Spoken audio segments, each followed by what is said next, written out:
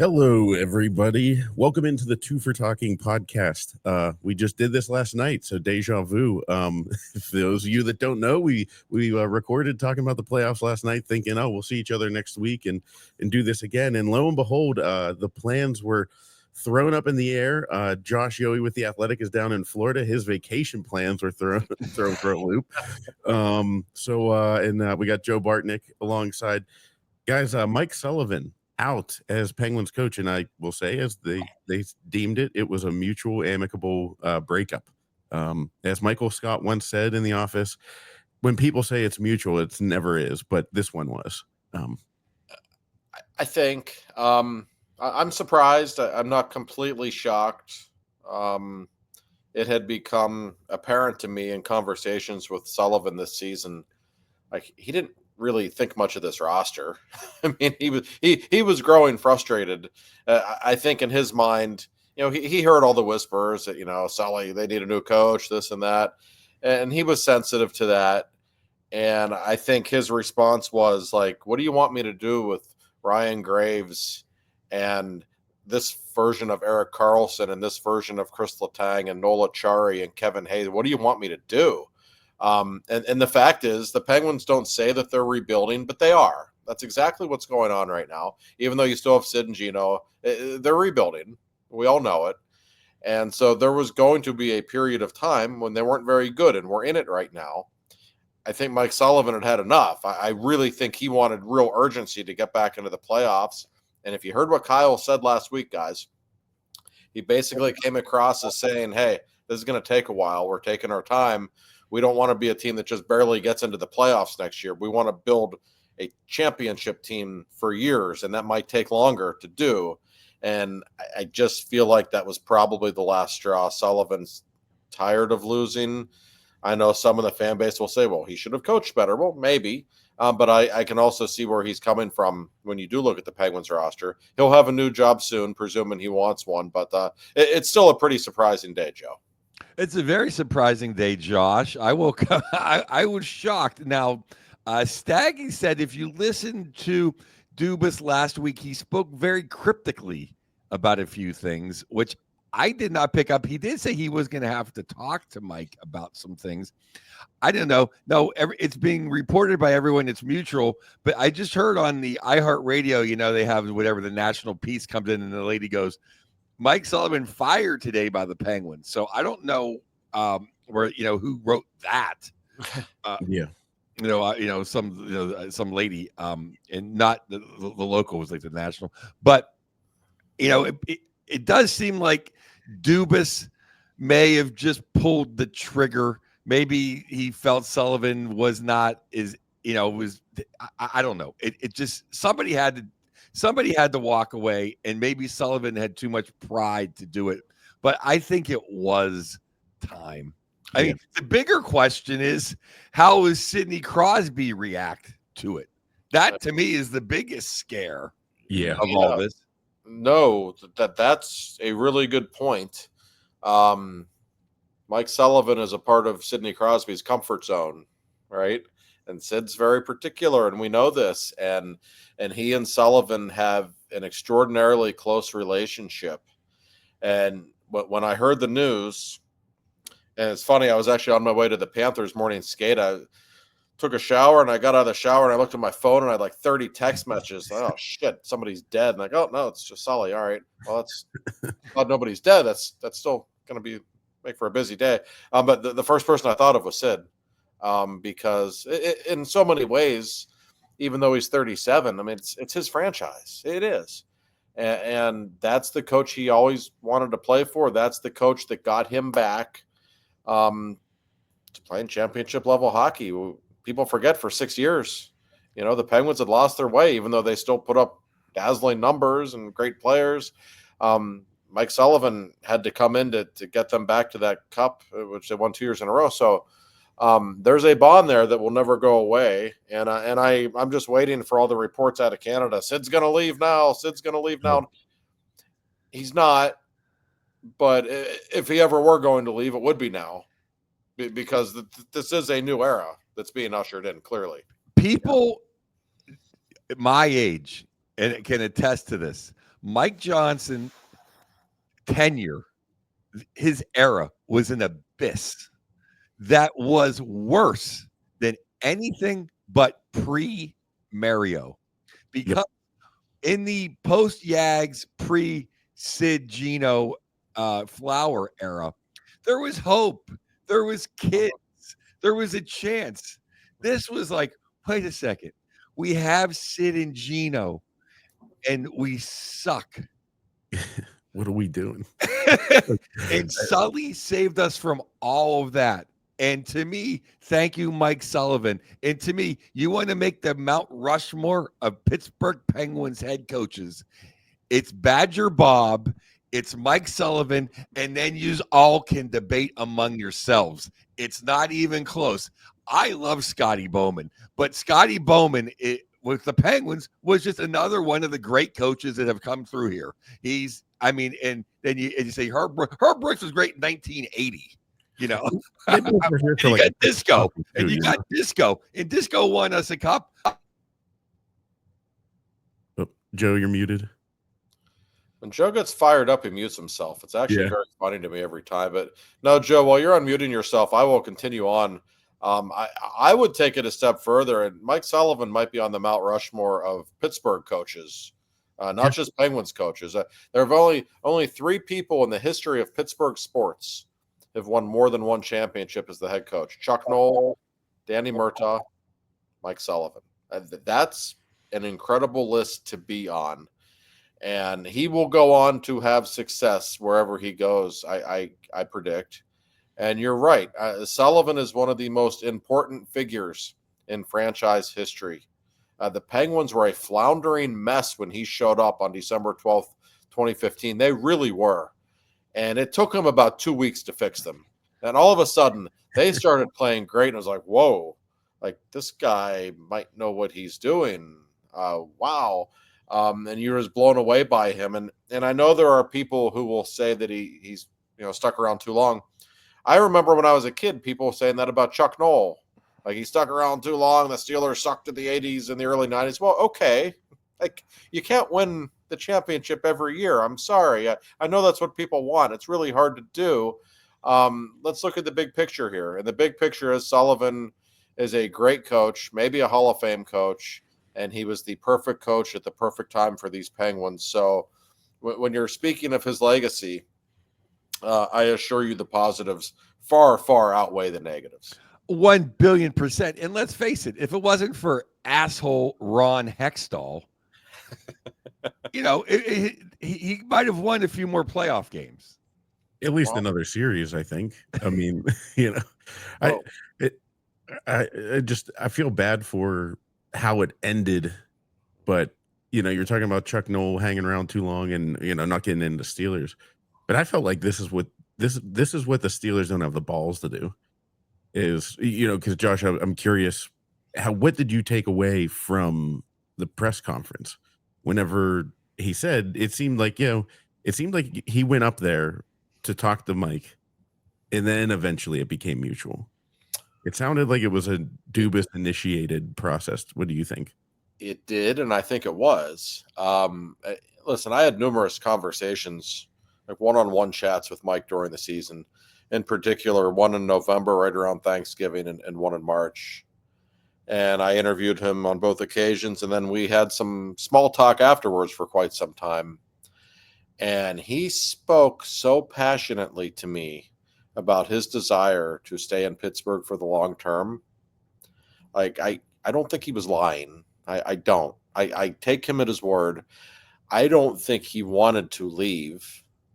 Nor do I think Kyle Dubas wanted to be the man who fired Mike Sullivan. But I do think they were probably on different pages. And you mentioned the Steelers. The thing about the Steelers is, like, for better or worse, Tomlin and Omar Khan, Rooney, I think they're all on the same page. They want to win right now. Now, whether or not they're effective anymore doing that is reasonable to bring up. But I really think Dubas is playing the long game here. Like, Kyle's willing to suck for a couple more years. He doesn't want to. But he really wants to line things up so that they are locked and loaded, 3 or 4 years from now to be a real powerhouse for a long time to come. And and maybe he decided that was going to come at Mike Sullivan's expense. Maybe it comes at Sidney Crosby's expense to some extent. I don't think Sid wants this team to stink for 2 or 3 more years. I really don't. And I think Kyle, where he's coming from, is like, well, we can't half-ass this. Like, if we want to have another great generation of Penguins hockey, we're going to have to do things a certain way. We're not going to just throw a bunch of money at free agents on July 1st and do things that way. So I just think eventually it got to the point where they had 2 different visions for where they wanted things to go. I don't think Sullivan wanted to go, and I think Dubas holds Sullivan in very high regard. But my sense from hearing Kyle today, it was pretty much he came to the conclusion, like, Sully, what are we doing? You know, like, this is going to take a while. We're not going to hold you up any longer. This is stupid. No. And I think they both agreed. Yeah, then maybe that is for the best. This is a great day for Sullivan, because he's free now, and the Rangers can give him a shitload of money, and they're going to win with Sullivan as a coach. I don't know if they're a Stanley Cup roster, but Sullivan's probably going to have a goaltender. He hasn't had one in 5 years. No, he hasn't. He's going to have some forwards to play his forwards moving forward to play his style. He's going to have he has at least 2 defensemen that can play defense. He knows how to handle morons to play defense like Fox. And he's going to have a project in Keandre. So he's moving way up in roster. He's got more pressure, but this is a great day for him. And now I've seen the scroll. We have fans scrolling on their picks. Of course, I covet Rick Tocchet, of course. But I also see Quenneville now is in the ducky pond. Bring in Quenneville. I know you want development, but if you're going to have a development guy, I like the Denver coach. I'd be my number 1 development guy. The fan put a guy from Sweden. I don't want any coach that isn't from North America. I'm sorry. I'm Don Cherry on that. They never work. Okay. And David Carl's the name you're going to hear an awful lot about. Our buddy Matt just sent a message there. He's the current University of Denver coach. He's a big-time commodity. He's only 35 years old. He just turned down the Blackhawks, apparently, and removed his name from the running, which I don't know why. I know some people say, oh, he got wind that the Penguins job was open. I don't know about that, but he's somebody to keep in mind. He's going to be an NHL head coach at some point. Well, and that's fine, Josh. But if you're saying that, then Sid and Gino are going to leave. They're not going to listen to a coach from Denver. You might be right. I mean, I don't know. I don't want to put words in their mouth. I don't know how they would feel about him, but I know one coach they would respect, one coach they would listen to, and his name's Rick Tocchet. And Tocchet's situation in Vancouver is really weird. His contract has expired. I'm sure he's miserable with the way things went this season. That team suddenly looks like a mess. I don't think they're going to be ready to win for a while. We also know that, and I know this from talking with Jim Rutherford will do anything to keep him there. And they're going to have to pay him a ton, not just to get him to stay, but because Vancouver is one of the most expensive cities in North America. So you're already paying people more than you normally would just to get them to come there. So they're trying to keep him. We know the Flyers want him. And I have to think the Penguins are interested. I don't know that for a fact, but Dubas is the general manager of Team Canada at the World Championships later this spring. And he wanted Tocchet to coach that team. And Tocchet turned him down, basically said, I got to figure my shit out in Vancouver. I can't be in Sweden coaching right now. And they did work together at the Four Nations with Team Canada. So there's a little bit of a relationship there. We know Sid loves him. And Tocchet's pretty good with young players too. So the only thing with Rick's 61 years old. So he's actually, older than Sullivan. He's not a kid.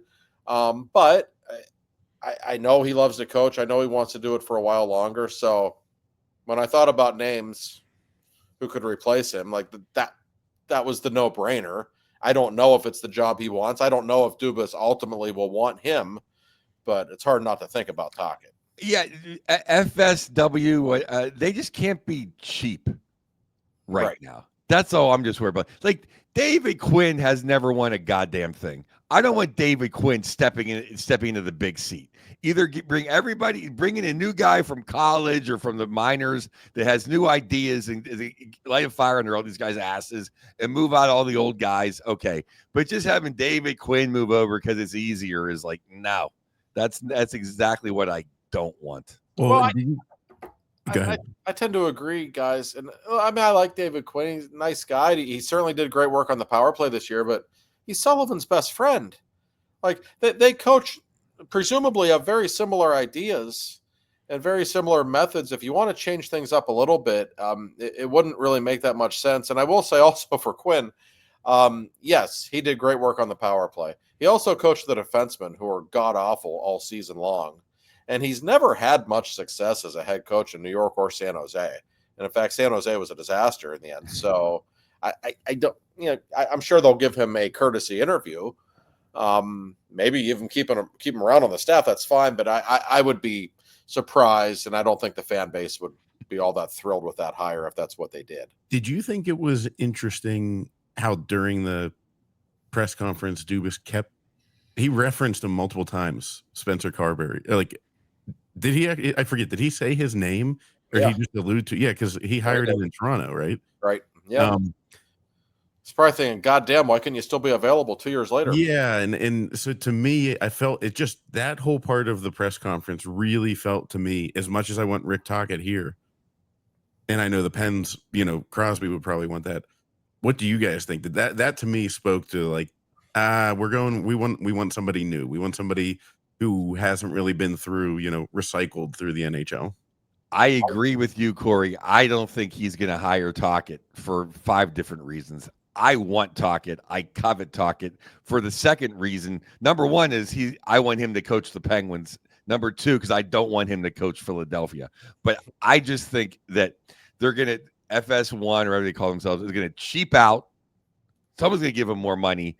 And Dubas wants to think he reinvents the wheel. Oh, we're going to find this guy, and it's not going to be a guy who's already coached. So that's why I think Dubas wants to put his blueprint on all this. He may. And I keep going back to David Carl. Like, I don't know if he wants to coach in the NHL right now. I don't know why he wouldn't. But he's the hotshot commodity of the day. He is a very highly regarded guy, 35 years old, has won the national championship at Denver last year. He coached Team USA in the World Juniors as well. Obviously good with young players. So he's someone to consider. Here's another name. I kind of made a list It's what happens when there's a coaching change. Like, oh God, I got to make a list of who they might, be interested in. And here's a name. He was actually a Penguins draft pick in 1989. Only played 1 game with the Penguins ever. Todd Nelson is the coach of the Hershey Bears.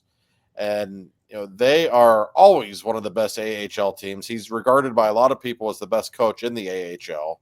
And the Penguins have a great history of promoting AHL coaches for that matter. And we should probably also mention Kirk McDonald's the coach of Wilkes-Barre. I mean, look at the Penguins' recent Cup winners. Dan Bylsma promoted. Mike Sullivan promoted from Wilkes-Barre. Mike Therrien promoted from Wilkes-Barre. And they all came to Pittsburgh and had incredible success. They also had way better rosters to deal with than this one. So that's something we need to consider as well. But I think Kyle likes the idea of bringing in coaches for the minor leagues. I think he likes the idea of maybe bringing in younger coaches, and that's fine. There is the Sid dynamic here, though. You still want to be on the same page as him. I can't think, and I've reached out to Sid today. I haven't heard from him yet. I can't think he's thrilled about this. I know how close he was with Sullivan. I know what he thought of him as a coach. None of the big guys. Chris Letang told me one time, I never want to play for another coach, which I know everybody out there is thinking, good, you don't have to then. But that's not going to happen. It's really interesting. The big three had such of a bond with Sullivan that this is definitely a new day. And it kind of felt like the day that Kyle Dubas really made the Penguins his own, for better or worse, and we will see. But it just feels like his fingerprints are all over this. And he's got to make sure he's in line with Sidney Crosby because, the most important thing is winning championships and maintaining that culture of winning for the Penguins, yes. But you still want to keep Crosby happy. He has earned that right. And I'm interested to see how much of a role he plays in this coaching decision. He never really has in the past, but he's so much older now. The last time there was a new coach brought in, he was 28. Like, he's going to be 38 now. That's different. And Mario and Yags certainly had their say when it was time for coaching moves, as we all know. Sid's never been one to flex his muscles in that way. I'm curious to see if he does this time. Yeah. I think it's even more curious as far as what's going to happen with Gino and Tanger. Mm. And I also found it curious that in the Penguins release, they mentioned Brian Rust as one of the mainstays, and they didn't mention Carlson because obviously Carlson hasn't won a goddamn thing. But I thought it was interesting that they mentioned Rusty. So maybe it's more things are on the move, and it does seem like this is officially the end. It wasn't trading Jake; it was getting rid of Sullivan. That's the end of the era.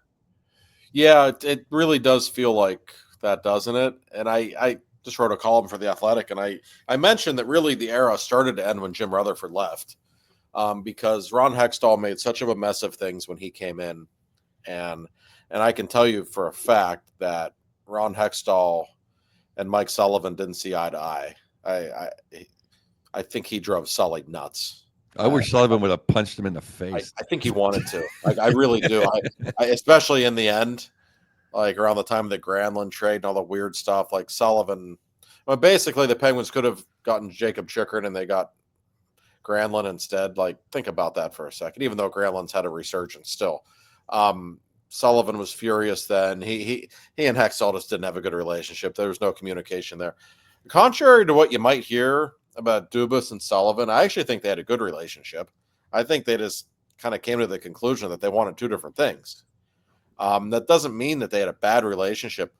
Anytime I had spoken privately with Sullivan about Dubas, he would always say, man, this guy is so smart. Like, I really love working with this guy. So I think that was sincere. Well, wouldn't you say, Josh, he had to have a great relationship with him because he didn't make the playoffs for the last 3 seasons and he just now fired him? What coach lasts through that? Yeah, and they always say, he didn't pick Sullivan, so it wasn't even his guy. He inherited him, and he let him have 2 losing seasons, and then now 3, but 2 where it was kind of obvious that maybe a new spark would have changed everything. Now, maybe that's not what Sid and Gino wanted to hear, but when your team doesn't play defense, it doesn't clear the front of the net, and is always up ice.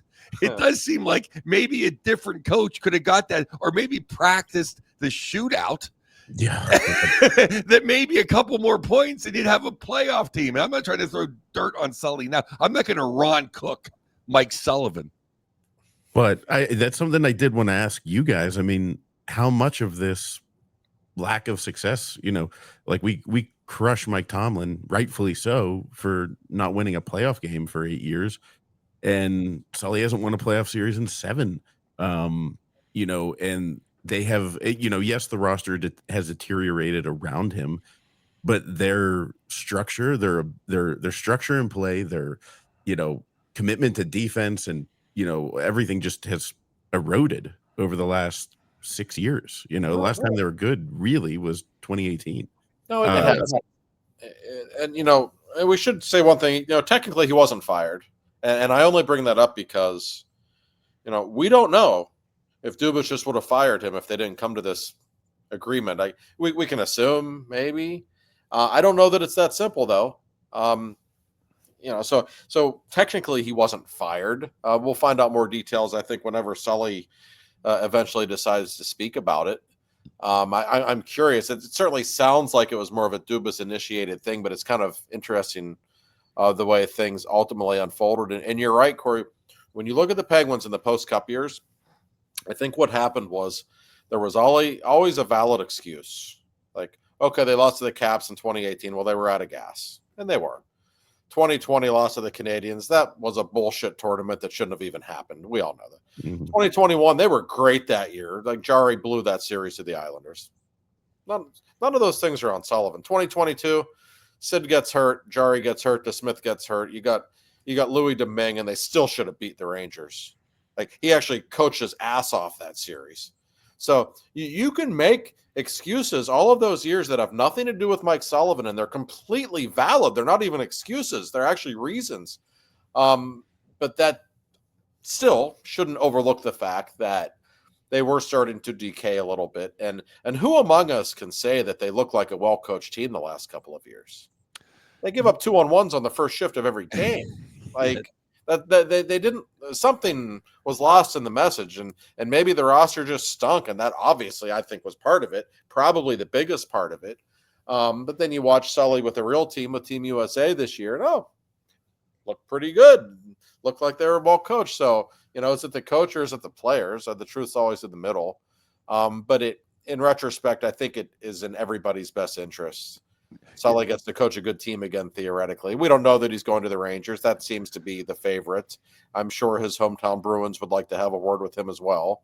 And by the way, the Bruins on paper aren't very good. They might stink for a while, but Mike still owns a house in Boston. He still lives there. He's got 2 young grandchildren in Boston. That's something to consider as well. And his son-in-law is Charlie McAvoy, which now means we can't get Charlie McAvoy in some crazy trade, which I was hoping for, because that would really help us out. That is true about a well-coached team, because let's face it, how many 2-goal leads did they blow, let alone first shift of the game, let alone, right after they score a goal? Just a lot of things that well-coached teams or teams that pay attention don't do.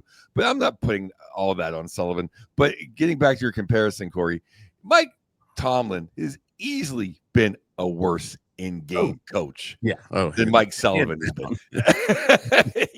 Yeah, I'm speaking more on the results and like the broad picture of like the standard going down. But Mike Sullivan is way better coach in game.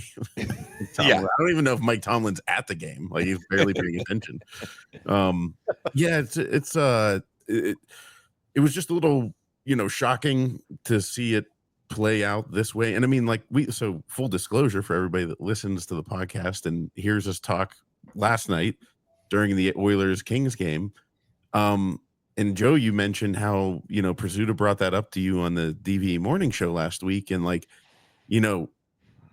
kind of was like, that caught me so off guard. Like, whenever Pursuta said that, I was like, I didn't hear that anywhere. You know what I mean? Like, and I don't think he's going to be the Islanders GM or anything, but it just seemed like, okay, everybody's hunky-dory here. Like, it's all good, and he's going to see this through.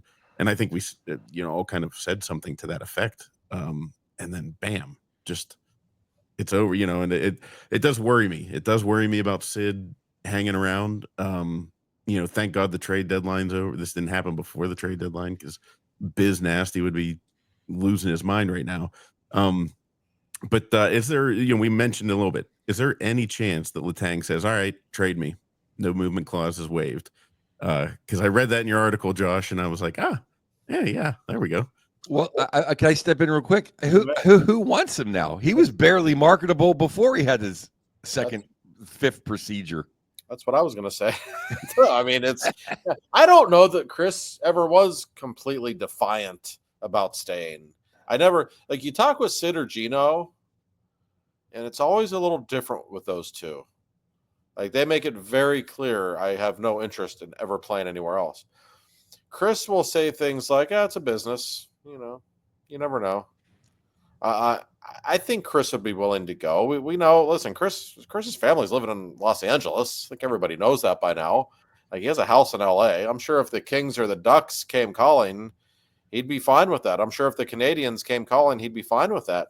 I don't know that anybody would want him. You still have to pay him 3 years, like $18.3 million, and he just turned 38 the other day. Just had heart surgery 2 weeks ago. He's had 2 strokes. He's had concussions. He's had neck surgery. He's sucked this year. Like, why would anybody want him? That's the. And I don't mean to put him down. He's an all-time Penguins great. I have all the respect in the world for him, but he's not marketable, or he's not a commodity at all right now. I wouldn't. This is where the sales department at the Penguins organization comes in. They need to polish this and put it in a presentation. Isn't that like a sitcom though? Sullivan gets hired in Anaheim and he walks in and guess who's sitting there? Pat Verbeek goes, "Hey, guess who I just traded for? Chris Letang." Sully just walking into the ocean. Sully's in the Pacific, 3 miles deep. We don't know why. He's not dead. He's just down there in a scuba suit. He's not coming out till they're gone. Yeah, that might be it. Guys, I think you'll both agree with me. This was already one of the more interesting off seasons in Penguins history. I think it is even more so now. Yep. They don't have a coach. They don't now. Listen. I'm not trying to stoke any Crosby talk because I'm always the first one to tell you he's never leaving. But just because he's never leaving doesn't mean he's not happy. Doesn't mean he's happy right now. You have to consider that Malkin. We think it's his last year. We don't know. The Letang situation. Do you trade Carlson? I mean, who the hell is going to be the coach? Who's going to be on the assistant staff? Like, there's a lot of questions here. Yeah. Hey, Nick Porto, thank you for chiming in. You can't tank for McKenna. There's a lottery. Ask Buffalo what tanking for Jesus did. It got him Alex Tuck and some draft picks. I always tell because they couldn't handle, Eichel. So first of all, it's really hard to finish last in the NHL. Like, it just is, because there's some bad teams out there. And even if you do, you only have a 25% chance. You're still a 250 hitter. You're probably going to strike out. So if something happens where they were to get him, great. Now, I will throw this out there, guys. Let's say Sully goes to the Rangers, as I think a lot of us think is going to happen. How does that change what happens with this magical draft pick we're always talking about with the Rangers? Because they got everything. We're getting Sully. We're going to be good right now. So we will take this 11th overall pick, and you guys can have our first overall pick next year. That's what I think happens if they sign Sullivan. I could be wrong. So Penguins fans will be rooting very, very, very hard against Sully next year if that's the case. Well, I tweeted that out and said, I was like, Sullivan signs with Rangers. I'm willing it into existence. They keep their pick this year and then just tank next year. Shesterkin, don't want to get hurt, but it's not going to happen. I've said this for 6 months now. They're going to be better next year. I think this is the most unstable, barring arenas and moving, but on ice, this is the most unstable the Penguins have been since Craig Patrick was hired. Yeah. I mean, if you take the moving out of the equation, I don't trust Dubas like I trusted Craig Patrick and Shiro. And remember when Ray Shiro was here, the big guy was overseeing everything. Oh, that's the bigger issue for me. And then okay, we didn't have the big guy anymore, but we got Sully, and we have Sid on solid ground who's happy. Now we have no Sully. Who knows what Sid thinks? And I think Dubas did pretty good in Toronto. I think his coaching let him down a little bit, and a couple guys didn't step up. But he's not Craig Patrick. He's not Ray Shiro. He's not JR, and he doesn't have Sully. And him making the decisions about my franchise, I'm not as happy with in his, I don't know. I feel like I don't want him getting some guy from Denver. I don't care if he's Coach K of the hockey. I want Quinville or I want Tocchet. I want an NHL freaking coach. It's going to be really interesting. And as for Dubas, I think he's playing to his strengths right now, because when you look at him, he's made a lot of mistakes over the years in free agency, to the point where it's fair to question his talent evaluation in terms of NHL players. Like, he's made, from Ryan Graves to Tristan Jarry, he's made mistakes that time of year. However, if you look at his record, one thing he does really well, he knows how to draft. He does. Look at even the Penguins draft last year. Matthew Nye's second round. Like, this guy knows how to draft. He knows how to evaluate young talent really well. So I think that's his comfort zone, right? It's like, this is where we are right now. We're going to just keep focusing on the future, drafting. This is what I do best.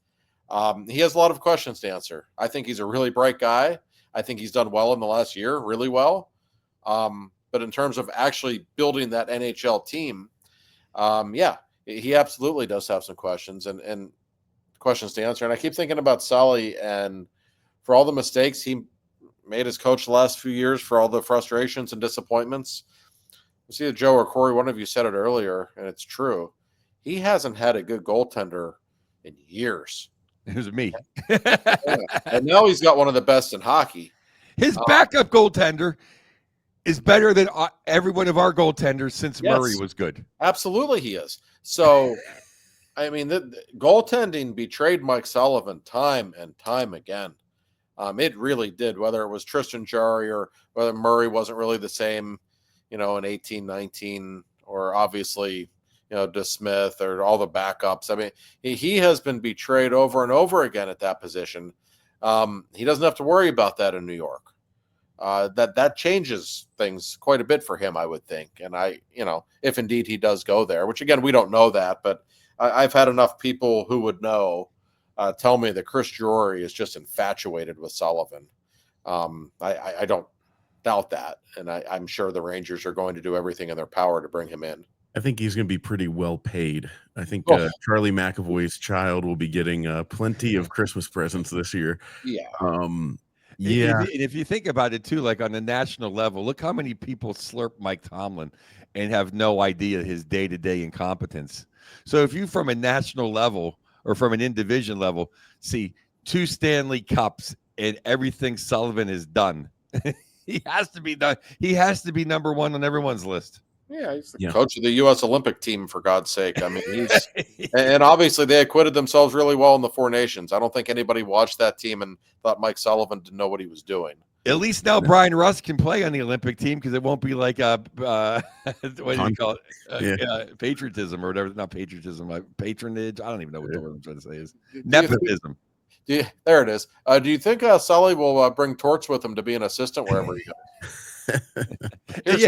Well, if he doesn't want to be in the spotlight, he will, because Lord knows the camera is always on Tortorella. I hope he does, just so I don't have to listen to Tortorella on TNT or ESPN. Here's a question I have for you guys, because we could kind of we'll probably wrap up here, but as we look into the off season, and there's plenty of time to talk about that, I think the off season is going to tell the tale of where we are in this rebuild. I think the next hire is going to tell the tale. Like if they hire Rick Tocchet, then I think they're going to try to move faster.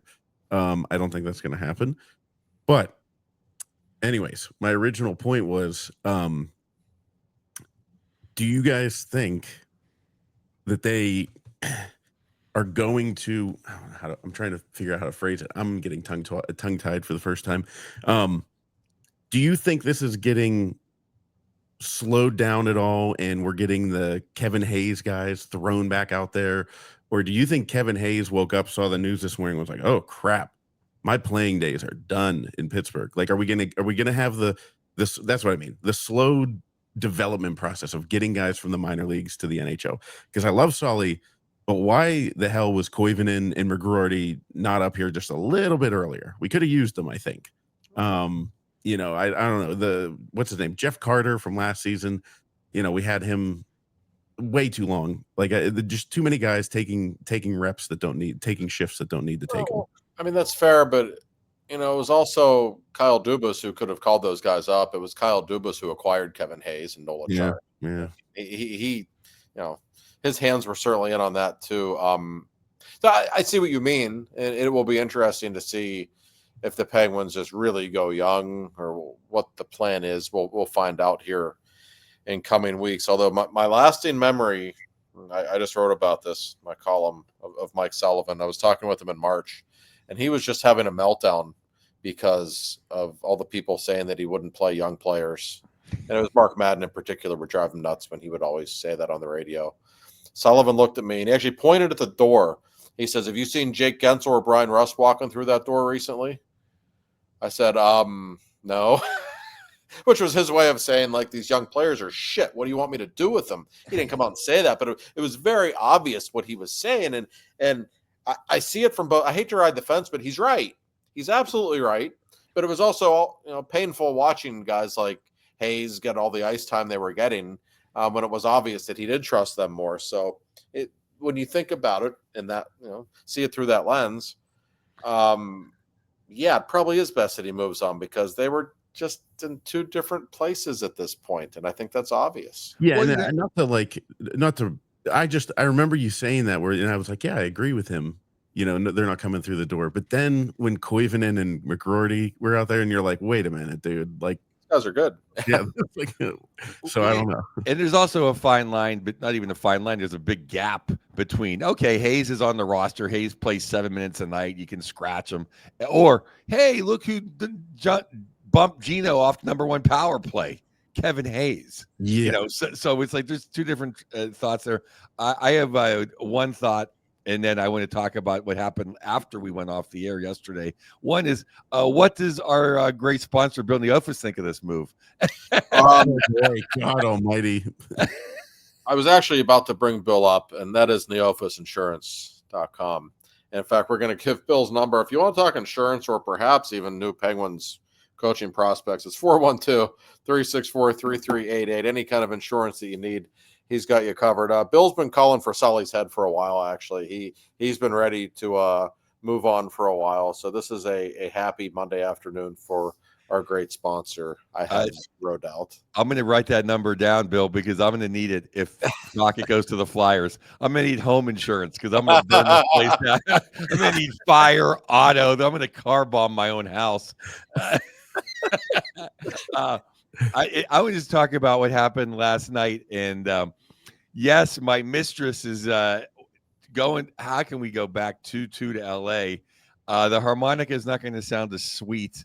I mean, how can we have dominated, and I'll use the golden we, so much for 2 games and lose those 2 games? Because then last night in overtime, it wasn't even like a power play. It was like 7-on-3. Before the power play. yeah, I know. And we talked about this a little bit off air, but that wasn't a penalty, especially in playoff overtime. Are you kidding? I mean, does the guy have dinner reservations? He just wants to get out of there. I mean, that was just a gift. It's not like he stuck his foot out. Like he didn't change his foot position or anything. It just, his foot was there. You know, it's just, but anyways, yeah, Joe. Fascinating series. It really is. Everything about that series is captivating to me. I have no idea who's going to win it. I don't feel great about your Kings right now.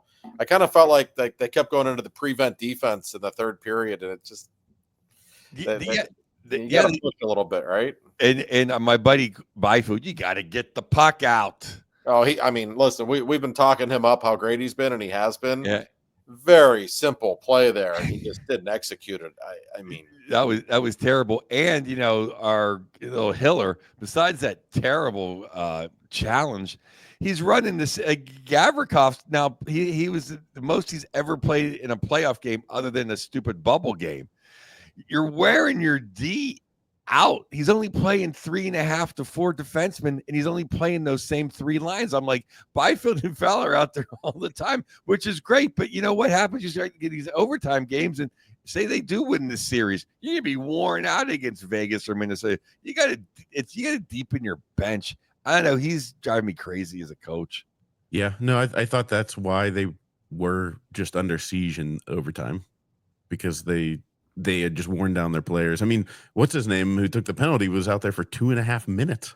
Yeah, you know, like before the penalty. So it's just like, Jesus Christ. Like, well, the other thing too is at least it was only 1 period of overtime, because even though Edmonton has all the momentum now, I firmly believe that if you win an overtime game, it goes more than 1 overtime, it's like you've won 2 games. Oh, certainly. It's like definitely 1.5. Oh, yeah. I was curious, what did you guys think? I got the feel, and I was like, oh, I'll ask them next week, and then Sullivan leaves so we can talk about it.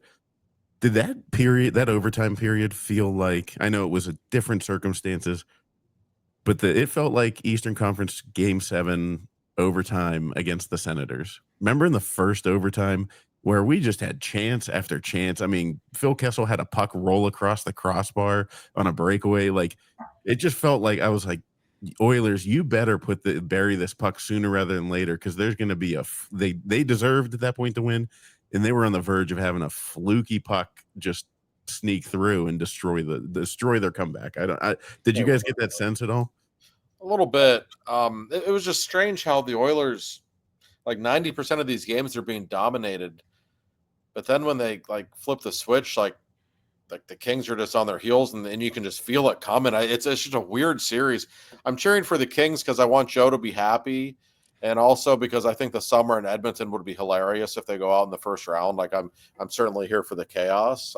By the way, if I can divert things quickly back to Sully, just heard from Sidney Crosby. So just fresh off the press, just a little message he just sent me. And I quote, "He did an amazing job over the last 10 years here with his preparation and his commitment to winning. Personally, he pushed me to be better every day, and I learned so much from him. We shared some great memories together, and I'm grateful for his time here and everything he did for me." So, is that official, or is that his text to you? that's his text to me. So, okay. That sounds that's like his own PR man. He makes it sound so.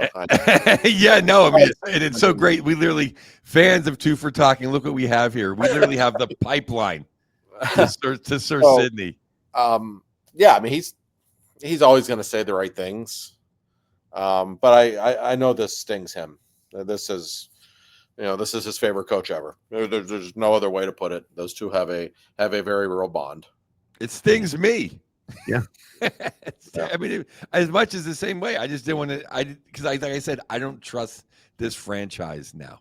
I just don't. I know, it's like mom and dad, you know what I mean? Like mom and dad split up, and like, so dad's down in Florida being Mario, and mom got a new updo, which is FSG, and you're just like, who are all these guys coming through, mom? Like, which one's gonna stay? What's real? Can Ron Burkle? Can you just come back and buy the team from Peter Gammons?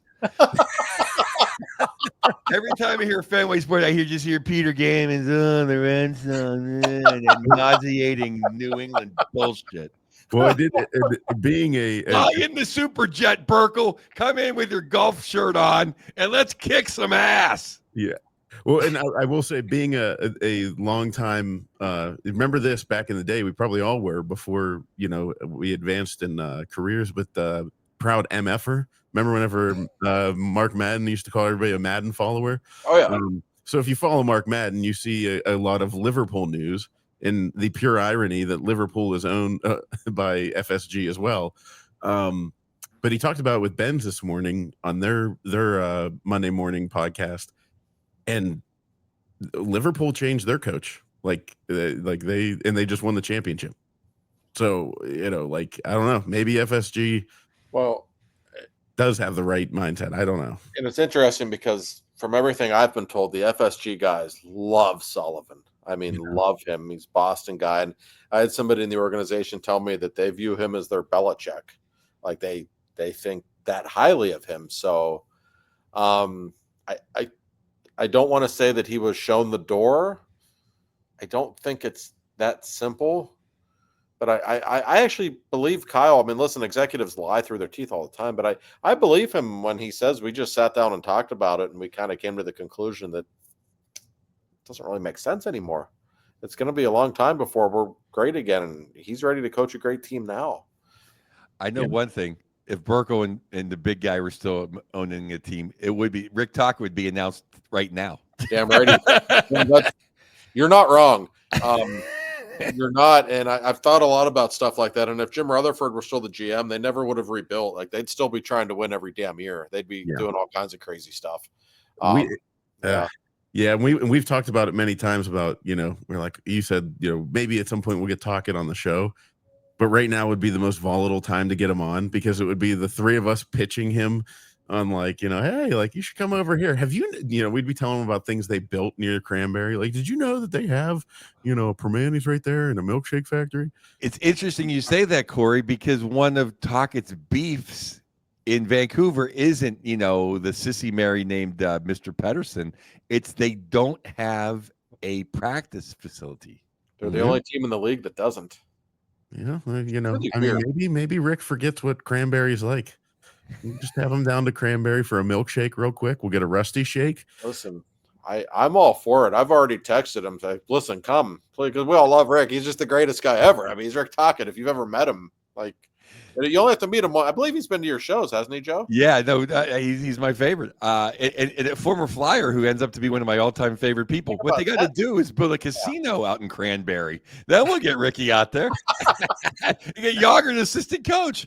Hey, I'll drive him to Rivers Casino every time. If he doesn't even have to drive, he could play on his phone. when you leave the arena to go to Cranberry, Rivers is kind of on the way on 279 there, right? So it could be arranged. No, yeah. and it's possible. Like it's going to be hard to pull off because we know how much. I mean, Jim has made it very clear he'll do whatever it takes to keep him in Vancouver, and we know Philly wants him, and other people are going to want him too. So I don't know. I think it's conceivable. It could happen. I know Rick has a real affinity for Pittsburgh. The only time he's ever gotten his name on the cup 3 times, it's all been in Pittsburgh. And I know he really loves the city and he loves Sid. They have a great relationship. But it's conceivable. It is. It's I think more as a matter of how Kyle feels about him. Did you hear that, Philly? His 3 times he's been on the cup, it's been in Pittsburgh. If he ever wants to win a cup again, it's certainly not going to be in Philly. So, well, hey, not anytime soon. No. Well, ladies and gentlemen, you have learned firsthand why you subscribe to this podcast, because for those of you that did not hit the subscribe button, don't get notified, you did not get to hear Sidney Crosby live texting Josh Yohe his thoughts on Mike Sullivan. I almost said on Mike Sullivan passing, Jesus, on Mike Sullivan leaving the Penguins. You know, there have been a lot of death lately. You know, the Pope. We were talking about the Pope last night. So, by the way, guys, and Joe mentioned like it sucks for everyone. There's a hard day. Like I texted Jim Rutherford earlier, and I said, Jim, I didn't think Sully would ever leave, and Jim just wrote back, "This one hurts," because Jim still loves the Penguins, and he loves. That's why I think he would let Tocchet walk. Don't you think? I mean, yeah, maybe he was thinking, now I've got to roll like the Flyers. I can talk Rick out of not going there, but I don't know. Yeah. Let's get Jim Rutherford back. I mean, can he be like a senior advisor? Let's do something. Let's make it happen. But anyways, we appreciate all of you guys, and keep it tuned here, because if things like this ever come crashing down and ruin Josh's beach day, we will to the beach after the Florida morning skate today. That's a true story. I was so excited just to go like fall asleep on the beach for a couple of hours. And Josh, you were right.